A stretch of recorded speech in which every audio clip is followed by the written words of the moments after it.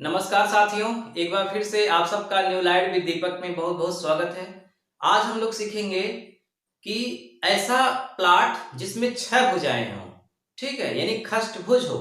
खष्टभुज का क्षेत्रफल कैसे निकाला जाए और फिर इसके बाद इसका बंटवारा कैसे किया जाए, ये सब आगे सीखेंगे। तो अभी मेन है कि क्षेत्रफल कैसे निकाला जाए।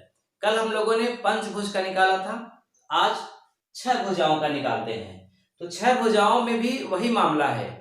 इसमें भी हो सकता है कि 6 भुजाएं सेम हो या हो सकता है कि 6 भुजाएं अलग अलग हो।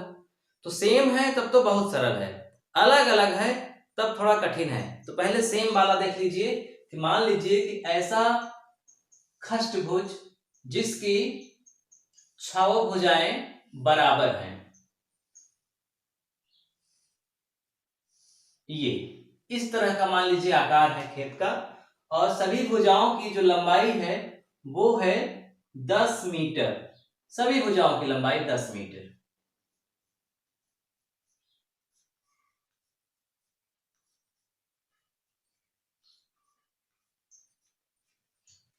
इस तरह का आकार है, ठीक। अब यहां से यहां तक जो है मतलब वही हर जगह है, तो इसका मतलब कि सभी कोण भी बराबर होगा। इसमें हर कोण बराबर होगा क्योंकि हर भुजा भी बराबर है। तो चलिए समझ लेते हैं कि 6 भुजाओं में जो होता है, मतलब प्लाट जो होता है 6 भुजाओं वाला, उसका 6 कोण मिला के कितना होता है। तो 3 भुजा का प्लाट है तो 180 डिग्री, 4 भुजा का है तो 360 डिग्री, 5 भुजा का है तो 540। उसी तरह से अगर 6 भुजा का है तो होता है 720 डिग्री। खष्टभुज,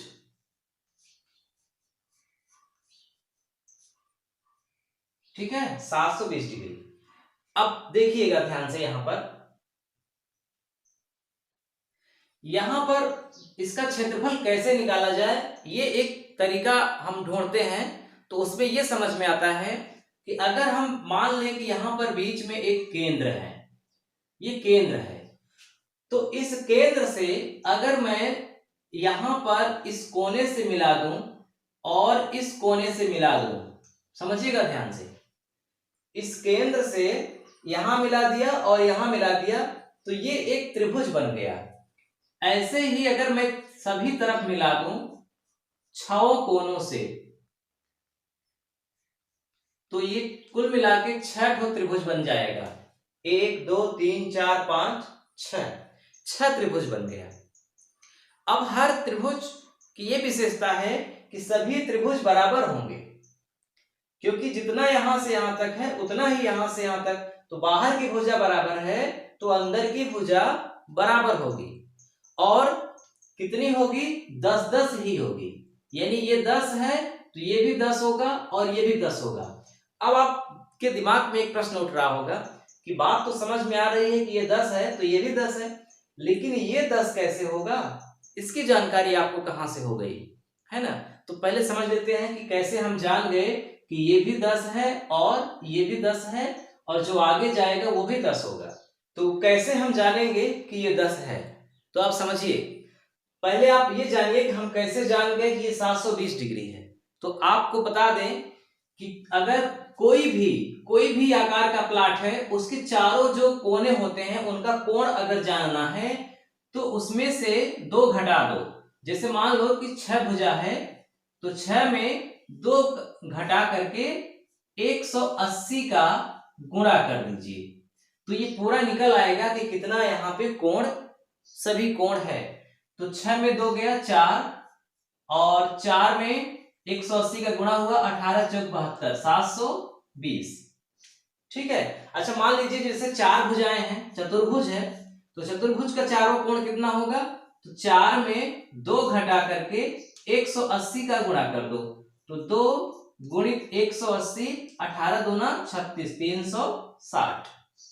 यानी जितना भी भुजाएं हैं उन भुजाओं में 2 कम कर दो, उसके बाद सीधा 180 से गुणा कर दोगे तो पूरा ये पता चल जाएगा कि कितना कोण है, ठीक। यानी फार्मूला होता है n-2 गुणित 180 बराबर पूरा कोण। ये गणित में पढ़ाया जाता है। तो खैर आप ये यन वाला छोड़िए, बस इतना याद रखिए कि अगर हम प्रत्येक भुजा जितनी भी संख्या है उसमें 2 घटा करके 180 का गुणा कर देंगे तो पूरा कोण आ जाएगा। अब पूरा कोण आ गया ना, अब आपको पता करना है कि एक कोण यानी कि यहां से यहां तक ये कितने डिग्री का है, क्योंकि 6 कोण है, 6 भुजाएं मतलब 6 कोण। तो प्रत्येक कोण कितने डिग्री का है, तो प्रत्येक कोण की जांच के लिए जो पूरा योग आया है 720 उसमें भुजा का भाग दे दो। भुजाएं कितनी हैं 6, यानी कि कोने कितने हैं 6। तो जब भाग दोगे तो 6 एकन्नम 6, ठीक है, बचा 2 12, 6 दूनी 12, 6 0 में 0, 120 डिग्री, यानी हर कोण 120 डिग्री का है। ध्यान से समझिएगा, अभी समझने में आपको दिक्कत होगी लेकिन जब समझ जाएंगे तो इसका क्षेत्रफल बहुत आसानी से आप निकाल पाएंगे। ये 120 डिग्री का है, ये भी 120, 120 सभी 120, इसीलिए 120 का 6 में गुणा हुआ तो 720 आ गया और फार्मूले से निकाले तो इस प्रकार से।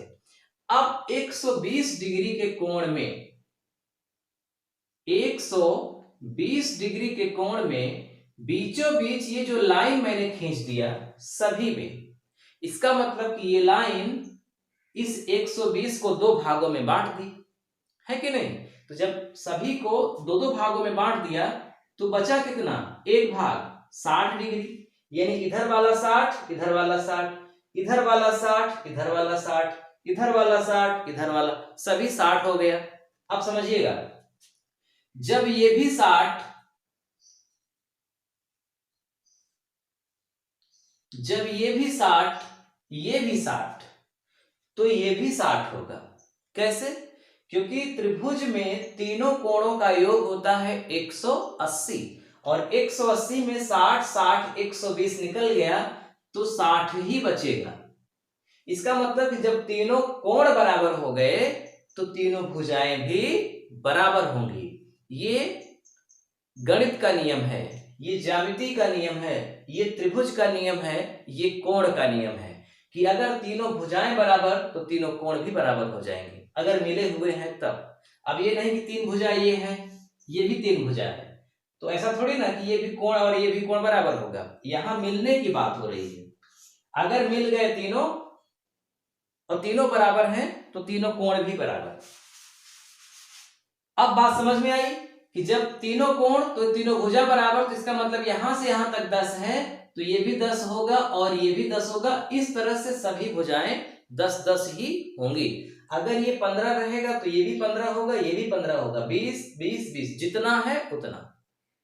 अब आप समझ गए होंगे। अगर मैं अब यहीं पर भी बताना छोड़ दूं तब भी आप इसका क्षेत्रफल निकाल लेंगे, क्योंकि आप शुरू से वीडियो देख रहे हैं। अब मामला आप समझ गए कि त्रिभुज का क्षेत्रफल तो निकालना आता ही है। एक त्रिभुज का क्षेत्रफल निकाल लीजिए, किसी भी एक का निकाल लो, उसके बाद उसमें 6 का गुणा कर दो तो पूरे प्लाट का क्षेत्रफल आ जाएगा। तो अब क्या करेंगे, लिखेंगे एक त्रिभुज का क्षेत्रफल, और त्रिभुज कैसा है, समबाहु। एक त्रिभुज का क्षेत्रफल,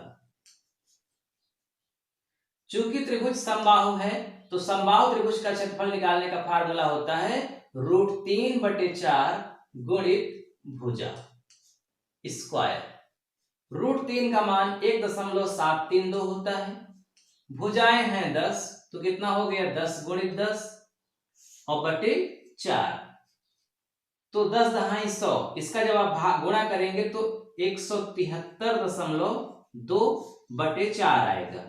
कैसे, इसका इसमें गुणा कर दिया, तीनों का गुणा कर दिया, ये आ गया, 4 का भाग कर दीजिए, 4 चौक 16, 4 तिहाई 12, फिर 4 तिहाई 12, 43.3 मीटर में है तो वर्ग मीटर। एक त्रिभुज का क्षेत्रफल 43.3 वर्ग मीटर। हमें 6 का निकालना है तो 43.3 में 6 का गुणा कर दो, 6 त्रिक 18, 6 त्रिक 18 1 19, 6 चौक 24 1 25, दशमलव यहाँ 259.8 वर्ग मीटर पूरे प्लाट का क्षेत्रफल आ गया। आप डायरेक्ट यहां ऐसे भी कर सकते थे, पूरे प्लाट का क्षेत्रफल 6 गुणित √3 बटे 4 गुणित भुजा का वर्ग। ऐसे भी कर सकते थे, यहीं पे डायरेक्ट 6 का गुणा कर दो तो ये पूरा फार्मूला 6 भुजाओं वाली आकृति का क्षेत्रफल निकाल देगा। तो ये ध्यान रखिएगा, खष्टभुज का क्षेत्रफल 6 गुणित √3 गुणित भुजा स्क्वायर बटे 4, या फिर एक त्रिभुज का क्षेत्रफल √3 बटे 4 गुणित भुजा स्क्वायर निकाल के लास्ट में 6 से गुणा कर दो, पूरे प्लाट का क्षेत्रफल आ गया। एक सवाल और देख लीजिए, पूरा कॉन्सेप्ट क्लियर हो जाएगा। आपके सामने एक खष्टभुज के आकार का प्लाट है जिसकी सभी भुजाएं 12 मीटर की हैं। इसका आपको क्षेत्रफल निकालना है। तो अब आप पूरा मामला समझ ही गए हैं। जो इतना मैंने पिछले प्रश्न में विस्तार से समझाया वो इसीलिए समझाया कि अब आपको कहीं भी मेहनत न करनी पड़े। तो क्षेत्रफल निकालना है तो क्या लिखेंगे, 6 गुणित √3 बटा 4 गुणित भुजा का वर्ग बराबर 6 गुणित 1.732 गुणित भुजा कितनी है 12 गुणित 12 बटा 4। 4 से 12 कट गया, 4 तिहाई 12, और इन सब का कर दो गुणा। जब इन सब का गुणा कर दोगे तो आएगा 374.112 वर्ग मीटर, और आपकी सवाल हल हो गई। पहली सवाल लगाने में 7-8 मिनट लगा, दूसरी सवाल लगाने में 30 सेकंड लगा। कारण पहली सवाल आप अच्छे से समझ गए थे। यानी आपको अब बीच में लाइन नहीं खींचनी है, आपको कोण चेक ही नहीं करना है।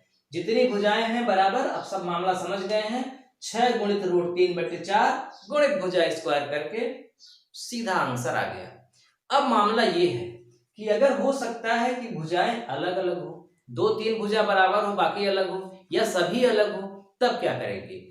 तब उसका कोई भी नियम नहीं है गणित में, उसका मतलब क्षेत्रफल निकालने का कोई नियम नहीं है। मैंने बहुत कोशिश किया, पूरी कोशिश किया कि ऐसा कोई नियम ढूंढूं जिससे आपको ये निकालने में, मतलब जिस तरह से इसका क्षेत्रफल निकालने में आपको आसानी हुई, समझ गए आराम से, ऐसे उसको भी समझ जाओ, लेकिन नहीं मिला।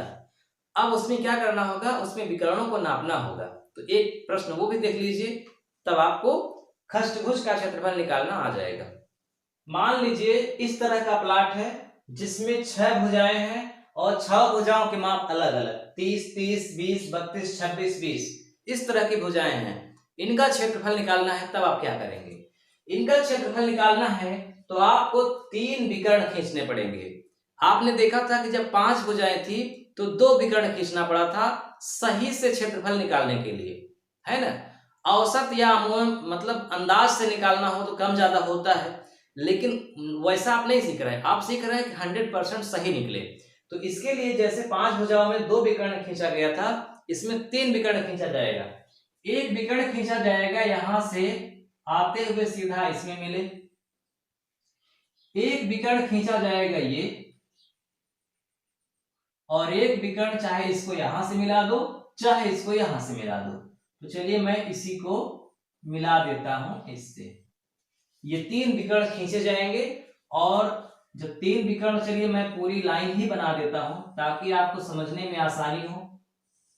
तो मैंने 3 विकर्ण खींच दिए, तो ये पहला त्रिभुज, दूसरा त्रिभुज, तीसरा त्रिभुज और ये चौथा त्रिभुज, यानी कि इसमें 4 त्रिभुज बन गए। और इन चारों का क्षेत्रफल निकालकर जोड़ दो, पूरे 6 भुजाओं की आकृति का प्लाट का क्षेत्रफल आ जाएगा। अब जैसे आपने खेत में या प्लाट में इसे नापा है प्रैक्टिकल, वैसे ही डोरी लगा के इस कोने से इस कोने आपको नापना पड़ेगा। और कोई दूसरा जुगाड़ ही नहीं है, कोई उपाय ही नहीं है कि इन भुजाओं के से हम इसको निकाल लें।